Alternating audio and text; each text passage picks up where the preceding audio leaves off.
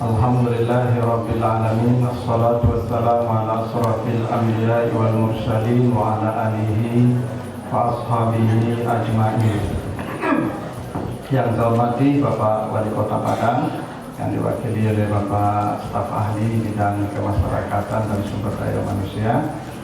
Beliau ini teman saya di media sosial, teman di dunia nyata juga, karena setiap bulan ketemu beliau ketua masjid Baitur Rahman Tabian. Saya setiap bulan ceramah di sana.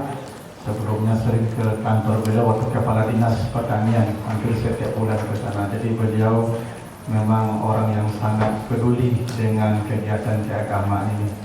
Yang saya hormati Bapak Kepala Kantor Kementerian Agama Kota Padang yang terwakili,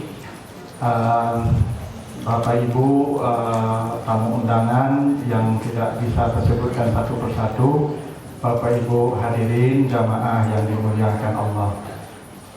Segala puji bagi Allah atas segala karunia-Nya. Alhamdulillah pada pagi hari ini kita dikumpulkan Allah di rumahnya dalam majelis zikir yang penuh berkah ini, dalam rangka silaturahim sekaligus peringatan Maulid Nabi Muhammad SAW. Pertama, saya tentu senang hadir di tengah Bapak Ibu yang Nabi sendiri yang menyebutnya sebagai manusia terbaik, ya, khairukum man ta'allamal Qur'an wa 'allamah, hadis At-Tirmidzi, ya. Sebaik-baik kamu adalah yang mengajarkan Al-Quran. Tidak ada yang lebih baik manusia daripada mereka yang mengajarkan Al-Quran. Ini hadis dari Utsman bin Affan. Utsman bin Affan ini termasuk sahabat yang paling sedikit meriwayatkan hadis. Hadis dari Utsman itu kurang lebih 145 hadis saja, tidak banyak. Bukan Utsman tak tahu tentang Nabi, banyak dia tahu Nabi itu, karena dia as-sabiqun al-awwalun, yang pertama masih Islam. Dia hidup sejak di Makkah dengan Nabi sampai di Madinah dengan Nabi, bahkan jadi menantu Nabi, dua anak Nabi, istri beliau Ruqayyah dan Ummu Kulsum.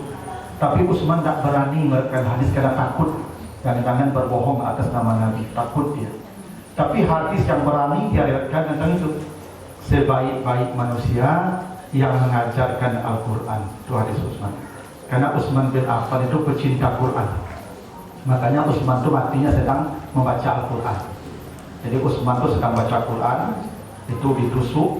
Makanya sebagai sejarawan mengatakan darah Utsman itu tercecer di lembar Al-Quran itu pada kata wal yatalattaf dalam surah Al-Kahfi. Makanya dulu dimerahkan tuh. Nah, sebagian mengatakan itu darah Utsman tercecer di sana. Karena ini mushaf Utsman, maka dikenanglah Utsman dengan itu.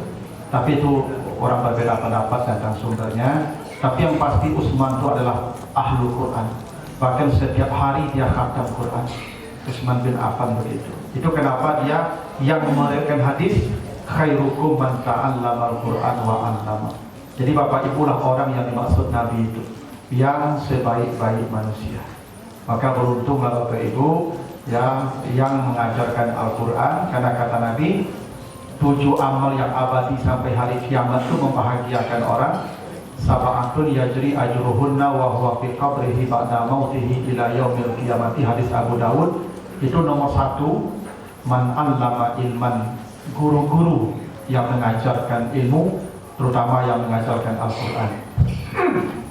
Jadi Bapak Ibu yang hadir sekarang ini, alhamdulillah ya, menunggu mati sih, mati jangan, mau mati jangan. Dan kita ibu syukur lah, mati lah, aman. Tapi kalau mati banyak ya. Jadi saya senang hadir di tengah orang-orang terbaik. Yang kedua, saya tidak memberi nasihat karena Bapak Ibu tukang nasihat semua, ya, ustadz semua. Mau kasih nasihat apa lagi? Tapi paling tidak begini, Bapak Ibu kalau hadir mendengarkan kajian, alhamdulillah. Le foto ketik, Pak. Kok foto gadang, kok cami, Pak. Panjang ceramahnya, kalau foto ketik, panjang. Ya ceramah tergantung minuman, Pak. Asa tinggi, minuman alamor. Ya, tapi kalau dia gadang, foto aja setengah jam selesai. Nah, jadi Bapak Ibu, yang duduk kita mendengarkan nasihat ini Bapak Ibu bukan hanya untuk ilmu. Kalau ilmu mah sekarang gampang. Kata Pak Stafali tadi bisa di rumah aja, dengar di YouTube, di TV gampang. Searching aja ke AI atau siapa, ChatGPT kan, nuagi satu urusan diam pada Ustaz ya. Tapi duduk mendengar ceramah gini itu ini Allah yang sebut ya. Apa kata Allah? Abasa wa tawalla an ja'ahul a'ma wa ma yudrika la'allahu yazakka. Jadi ini sahabat buta namanya Abdullah bin Umi Maktum yang karena dia Nabi ditegur. Karena Abdullah ini selalu datang ke Nabi minta nasihat. Ketemu Nabi nasihat ya Rasulullah.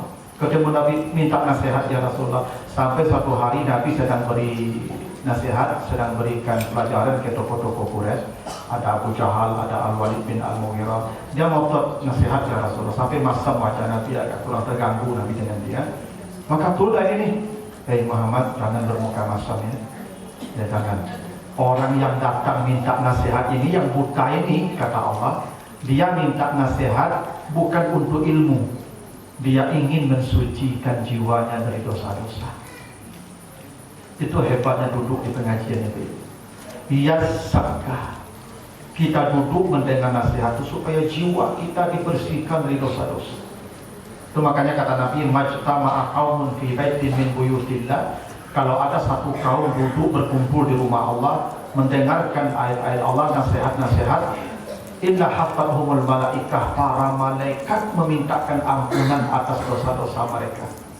Kalau mereka pulang pergi dari majlis, wa yunadi munadin minas sama, para malaikat berteriak dari langit, kumu maghfurin, pulanglah kalian, semua dosa kalian sudah diampuni oleh Allah. Itu hebatnya kita duduk Bapak Ibu di sini. Dosa kita diampuni oleh Allah. Itu makanya Bapak Ibu kalau duduk mendengar ceramah hati tanang nak. Karena dosa itu gelisah. Waktu kata Nabi al-ismu mahaka fi sadrik. Dosa itu yang membuat hati gelisah. Itu sifat dosa. Jadi Ibu kalau tidak mau lalu waktu malam itu ada banyak dosa. Ciri orang banyak dosa itu kayak lalu malam. Kalau orang banyak dosa itu gelisah kalau tidak mau lalu waktu. Nah, kalau lah takantuk lalu itu tandolah diampuni dosa. Itu Bapak Ibu kalau mendengar ceramah banyak minta kalau orang lalu mendengar ceramah itu Bapak tando hatinya lah bersih dari dosa. Tandolah tanah. Bapak Ibu, kalau Bapak Ibu gelisah karena mau lalu, tidak karena mau lalu. Ada orang di rumah payah lalu Ibu, ada spring bed, mati lampu di AC bola pagi tidak mau lalu. Pai mendengar ceramah, Ibu menyandar sih kata enggak. Sakancangku Ustaz Jomik mari hari anu lalu. Orang lalu mendengar ceramah, Ibu itu orang-orang pilihan sedikit. Tidak, saya tidak marah. Saya kalau ceramah itu tidur jamaah itu nyandar, tidak kamu sapu loh, tidak kamu ini kediamannya. Baru ke sapu dosanya diampuni. Orang lalu mendengar ceramah itu buat itu tak berdosa berdosa. Apalagi kalau apa kamu lah rahasia nak yang mati sungguh jadi besok baru pengajian lagi Bapak Ibu datangilah minimal pelagok doa. Kalau ceramah pasti kurang capek saya payah dengan ceramah, tapi ketenangan hati itu payah Bapak Ibu. Kadang orang bersuntik kalau pakai pen kalau ikut duduk menyandang selalu supul pasti kalau hatinya tangan itu buah dari dosa diampuni. Itu makanya Bapak Ibu itu hebatnya duduk di pengajian Bapak Ibu, ya kan? Itulah. Jadi kalau ceramah tidak perlu banyak. Apalagi ibu bapak kadang-kadang memulai 55, 60, kadang-kadang kalau ceramah orang tidak tahu dan nangkuk gitu. Nangkuk lah Pak, 10 dia kecil sama dia lupa. Tahu ini nado ngapain gitu ya. Tapi tidak apa-apa, dosa sudah diampuni, itu yang pokok. Jadi kan kalau nah jadi Bapak Ibu begini ya. Kalau kita bicara Nabi Muhammad dari awal sampai akhir tentu tidak akan cukup waktu ya, 1 jam 1 hari tidak cukup waktu karena terlalu banyak pembicaraan Nabi itu. Nah saya tidak akan panjang-panjang ceramah tentang Nabi Muhammad, agak 20 menit saja lah. Nasihat kok panjang-panjang tidak amul itu. Kalau panjang nasihat kok jadi nasihatnya. Ini namanya itu.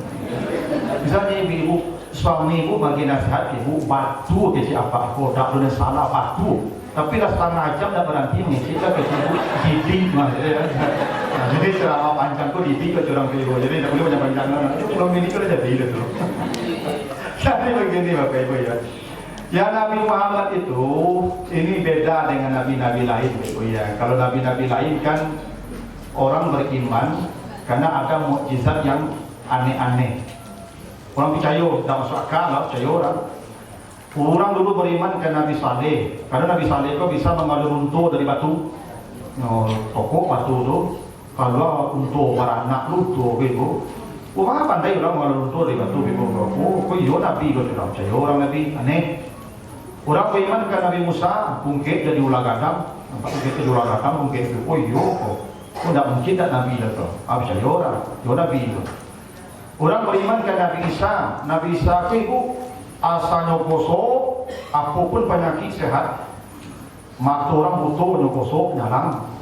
Penyakit aneh-aneh gosok, ya kan sehat. Orang mati gosok, hidup. Nah, gitu. Itu maka namanya Al-Masih. Al-Masih itu tukang gosok artinya. Iya, Al-Masih itu tukang gosok, message. Tukang gosok. Kalau Nabi Isa itu mau gosok-gosok kalau itu ya asalnya gosok sehat. Apapun penyakitnya gosok sehat. Orang yang mati gosok itu. Aku itu kalau ada Nabi Musa ini Nabi Isa ini kok dokter itu berhenti sudah jadi dokter. Ah, kalau dokter itu penyakit, buat Nabi Isa gosok sehat kan. Tapi percaya orang, ayo betul Nabi kata ya. Ayo ya Nabi kata. Nabi Muhammad tidak ada yang kayak begitu, tidak ada. Tidak bisa Nabi kalau untuk dari batu bungkit, kalau jadi ular, tidak bisa menjadi orang mati Nabi. Bahkan orang masuk Islam, maka berbondong-bondong masuk Islam. Umat Nabi Muhammad yang paling banyak di semua nabi-nabi sebelumnya. Mukjizat Nabi itu hanya satu. Kata Allah wa innaka la'ala khuluqin azim. Akhlak. Itu akhlak itu mukjizat yang tak punah sampai kiamat. Kalau mukjizat Nabi Saleh udah habis, ontanya udah mati. Mukjizat Nabi Musa tak ada mungkinnya leh. Amat mungkin Nabi Musa ini tak boleh. Mukjizat Nabi Isa habis. Mukjizat Nabi Muhammad sampai kiamat tak habis.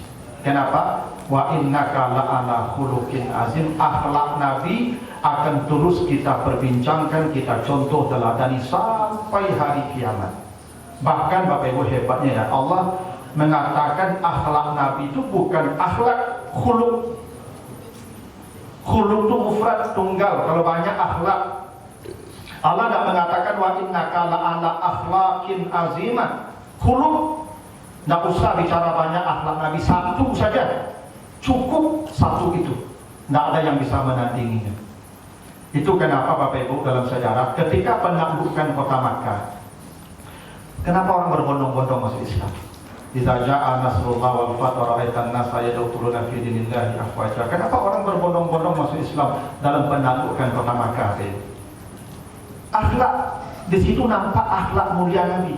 Begini, dalam sejarah penaklukan di muka bumi sejak masa lalu sampai sekarang, setiap negeri yang ditaklukkan pasti darah tercecer. Tidak ada penaklukan yang tidak menumpahkan darah kecuali penaklukan kota Makkah. Jangankan darah manusia, darah hewan pun tak tercecer di hari itu. Orang benar-benar terkesima dengan penaklukan kota Makkah. Tidak ada darah tumpah satu tetes. Ketika penaklukan, semua sejarah penaklukan pasti negeri yang ditaklukkan hartanya akan diambil oleh yang menaklukkan, akan dijarah. Itu sifat penaklukan. Kalau negeri ini ditaklukkan, hartanya akan diambil, dijarah oleh yang menaklukkan. Tidak usah penaklukan. Harta Sahroni saja diambil gitu. Tidak perlu penaklukan kan? Apalagi penaklukan. Kecuali penaklukan kota Makkah, tidak ada tuh harta yang dijarah, tidak ada orang kehilangan aset satupun. Wajar ini Nabi akhlak. Dalam sejarah penaklukan tidak pernah ada negeri yang ditaklukkan kecuali jadi budak dan tawanan perang. Dalam penaklukan kota Makkah kata Nabi, antum tulaqa, kalian bebas merdeka, tidak ada yang ditawan hari ini. Itu kenapa orang masuk Islamnya afwaja, berbondong-bondong karena melihat akhlak Nabi saat penaklukan kota Makkah. Jadi akhlak Nabi itu sempurna. Nah Bapak Ibu, karena Bapak Ibu guru-guru, nah kita akan bahas akhlak Nabi dari sisi gurunya ini. Karena Aisyah pada ditanya, bagaimana akhlak Nabi? Khuluquhul Quran. Akhlak Nabi itu Al-Quran. Baca Al-Quran, itulah akhlak Nabi. 100% semua yang ada dalam Al-Quran Nabi contohkan dalam kenyataan hidupnya. Nah, Bapak Ibu, ada hal yang menarik. Wahyu yang pertama turun itu Al-Alaq, kemudian Al-Mudaththir. Dua-duanya bicara tentang guru. Al-Alaq dan Al-Mudaththir itu bicara tentang guru, ya. Bagaimana jadi guru yang berakhlak, yang baik. Nah, di Al-Mudaththir kita bahas Al-Mudaththir 1-7. Kata Allah, ya ayyuhal mudaththir qum fa'anzir wa rabbaka fakabbir wa siyabaka fatahhir wa rujza fahjur wa la tamnun tastaksir wa li rabbika fasbir. Ini akhlak ibu-ibu, bapak-bapak, termasuk saya nih, karena kita sama-sama guru. Kata Allah, wahai orang yang berselimut, bangunlah, berilah orang-orang pelajaran. Fa'anzir itu berilah mereka peringatan, pelajaran-pelajaran. Sebelum engkau memberi pelajaran, wa rabbaka fakabbir, Tuhanmu agungkan, bertakbirlah, yakinilah Tuhanmu maha besar. Kenapa mengajar dimulai dengan wa rabbaka fakabbir? Ungkapan takbir Allahu Akbar itu ungkapan untuk memacu semangat. Itu makanya Bapak Ibu, orang kalau parang lu Allahu Akbar, karena memotivasi semangat. Ya dong. Jadi Bapak Ibu, kenapa dimulai mengajar dengan takbir? Dan Nabi begitu. Pasti Nabi mengamalkan itu. Karena mengajar ini tidak mudah, Bapak Ibu. Maja orang kok perkara paling baik, Bapak Ibu. Perlu semangat, perlu girah, perlu tekad yang bulat, dan itu adanya pada takbir. Nah, kira-kira begitu. Bapak Ibu kira maja orang kok murah, Bapak Ibu. La ilaha illallah, supaya entah maja orang kok. Itu maku nabi-nabi itu ratu-ratu disuruh kubalo kambiang sebelum kubalo jadi nabi itu. Nabi Ibrahim kubalo kambiang, Nabi Musa kubalo kambiang, Nabi Syu'aib kubalo kambiang, Nabi Muhammad kubalo kambiang. Baku nabi-nabi kubalo kambiang Bapak Ibu sebelum jadi nabi. Kalau nabi kok kamang kubalon orang, sabalun kubalon orang latihan ke kambiang lo. Sebab paramai orang jo kambiang ku mirip-mirip, mirip Pak. Bapak Ibu dah kita yo. Ambo dulu waktu itu panah bakabau, panah bakambiang. Ambo dulu kepala sekolah Ambo dulu, dua ketua Ambo di sana Mia, kepala sekolah Ambo membeli bakabau. Alhamdulillah kabau kau pada napina. Di man dulu guru Ambo membeli bakambiang. Jadi Ambo sama masuk sekolah bakabau bakambiang. Oh, kalau kapau kok murah harus sepak badan kapau ke kandang tuh Pak. Apa kalau masuk kapau ke kandang? Yang siku-siku apa masukan induk kandangnya tuh elo. Asal masuk ke kandang induknya nilai ikut otomatis. Apa kalau menyebarkan kapau? Jadi elo siku-siku apa induknya elo. Asal nampak induknya menyebarkan, anaknya menyebarkan sebetulnya. Kalau kambing apa coba-coba itu? Induknya Pak Kaja, anaknya tabang. Itu ambil bola nih, gak ambil itu.